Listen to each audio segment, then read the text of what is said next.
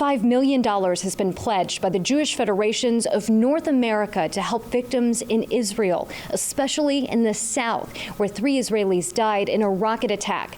The money is being used right now to help families that have experienced trauma and to help get the vulnerable out of the strike zone.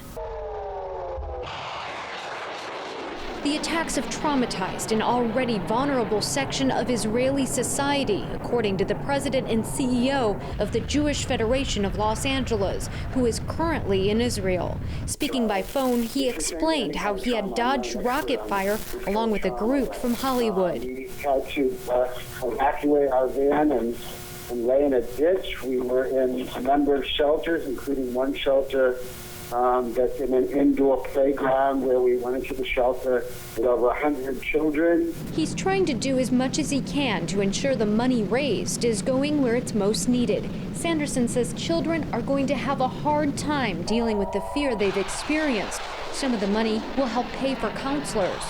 Having spent time with trauma experts, the more normal a child makes it, the more damage is happening to the child. Some of the funds are helping move thousands of children to a safe area.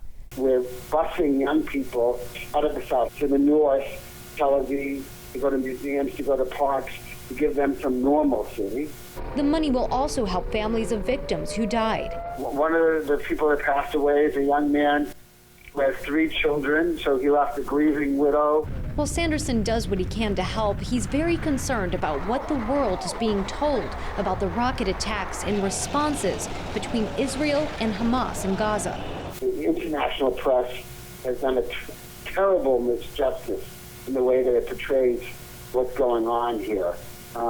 These rockets are fired without any sense of rhyme or reason in civilian areas. They could hit anybody. By the way, they could hit Arabs as well as Jews, as well as Americans. The organization is continuing to raise money. They've launched a special campaign and in the first few hours received more than 100 donations, totaling about $25,000. The organization is also taking donations via text message. It makes it easier to raise money on social networks. Every penny is going toward the Israel Terror Relief Fund. Lindsay Mastis for JN1, Los Angeles.